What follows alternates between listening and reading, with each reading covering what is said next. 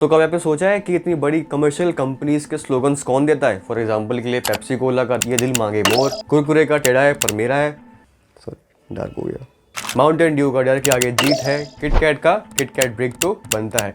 इन सब बड़ी बड़ी जाइंट्स कंपनी के मार्केटिंग में और प्रमोशन में सिर्फ एक बड़ी कंपनी का हाथ है जिसका नाम है जेम्स वॉल्टर थॉमसन, और इसी के साथ जुड़ी हुई है अनुजा चौहान। तो अगर आप अनुजा चौहान के बारे में नहीं जानते तो अनुजा चौहान एक बहुत ही बड़ी राइटर है जिन्होंने The Zoya Factor, Battle for Bittora, those Pricey Thakur Girls और क्लब यू टू डेथ जो कि 2021 में पब्लिश हुई है को लिखा है। तो आज हम एक ऐसी मूवी का रिव्यू करने वाले हैं जो कि इन्हीं के किसी एक नोवेल के ऊपर बेस्ड है और उस नोवेल का नाम है क्लब यू टू डेथ।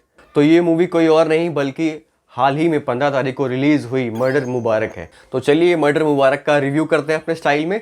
इसी के साथ में मैं हूं लोकेश और आप सभी लोग देख रहे हैं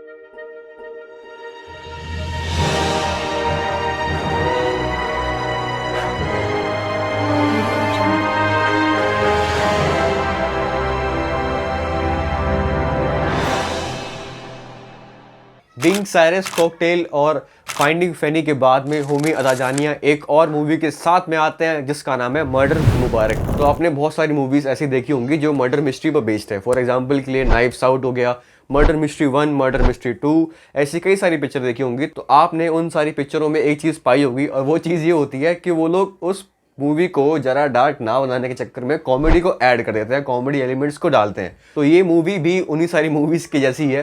तो इसका जॉनर भी हम कह सकते हैं कि मर्डर मिस्ट्री कॉमेडी वाली पिक्चर है ये। तो जो लोग 18+ से नीचे हैं वो प्लीज़ इस मूवी को ना देखिए, क्योंकि मुझे इस मूवी को स्टार्ट किए हुए सिर्फ 1 मिनट और 37 सेकेंड हुए थे कि मुझे एक ब्लोजॉब का सीन मिल गया। तो इसलिए कह रहा हूँ मैं जो बच्चे हैं उसको ना देखें। तो चलिए अब इस प्लॉट के और बढ़ते हैं। तो बात कुछ ऐसी है कि दिल्ली का एक जाना माना क्लब जिसका नाम है दिल्ली रॉयल क्लब, उस क्लब के अंदर एक मेंबर का मर्डर हो जाता है और इस मर्डर मिस्ट्री को सॉल्व करने की जिम्मेदारी भवानी सिंह के कंधों पे होती है।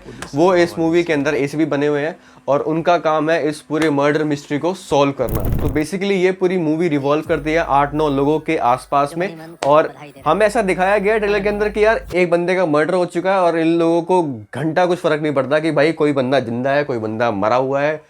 कास्टिंग की बात करें तो इस मूवी के अंदर हमें करिश्मा कपूर, पंकज त्रिपाठी, सारा अली खान, विजय वर्मा जैसे एक्टर्स और एक्ट्रेस देखने को मिलेंगे इस मूवी के अंदर। क्योंकि एक मर्डर मिस्ट्री मूवी है तो ये भाई सबके इर्द गिर्द घूमेगी और सभी को फोकस में लेके चलेगी बारी बारी से। लेकिन हाँ ये बात भी सच है कि भाई इस मूवी के अंदर में काशी और बैम्बी को भी ज़रा स्क्रीन टाइम दिया गया है as compared to other characters of this movie. Murder Mubarak के अंदर हम भवानी सिंह की, शक्ति सुई, इन सभी कैरेक्टर्स के ऊपर बारी बारी से रुकती हुई देख सकते हैं।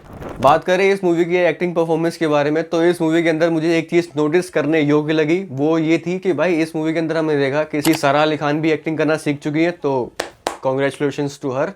बाकी इस मूवी के अंदर सबसे ज़्यादा मुझे अच्छी एक्टिंग लगी है वो लगी है पंकज त्रिपाठी की। मैंने इस मूवी को सिर्फ पंकज त्रिपाठी की वजह से देखा है, इसमें कोई भी दो राय नहीं है भाई। Pankaj Tripathi is love you Pankaj Tripathi.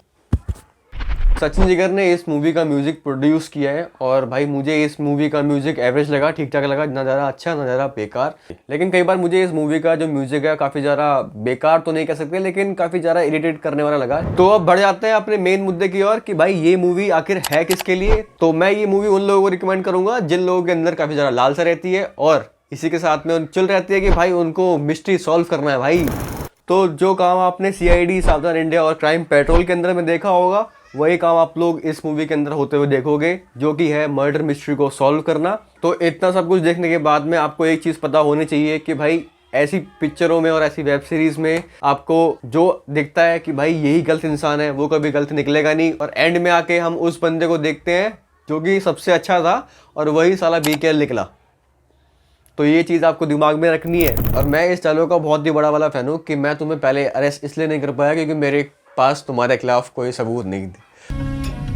और ये वाला डायलॉग हम लोग हर एक टीवी सीरीज या फिर मूवीज़ के अंदर देख सकते हैं जो कि क्राइम बेस्ड होती है और उन मूवीज़ के अंदर हम सुन सकते हैं। So with that being said इसी को यहीं पे रैप अप करते हैं और मिलते हैं आपसे नेक्स्ट वाली वीडियो में किसी और टॉपिक के ऊपर, किसी और मूवी रिव्यू के ऊपर। इसी के साथ में मैं बस लास्ट में ये कहना चाहूँगा, आज के टाइम में क्रिमिनल्स को आइडेंटिफाई करना काफ़ी ज़्यादा बेहद मुश्किल है क्योंकि वो कुछ अलग दिखते नहीं है भाई। उनके चेहरे पे कुछ लिखा नहीं होता है कि हाँ जी ये लोग अपराधी हैं, वो हम में से ही, आप में से ही कोई एक होता है। Till then keep being sexy, keep smiling, keep hustling and also सतर्क रहें, सावधान रहें और देखते रहे द एंटरटेनर शो। चलिए बाय बाय।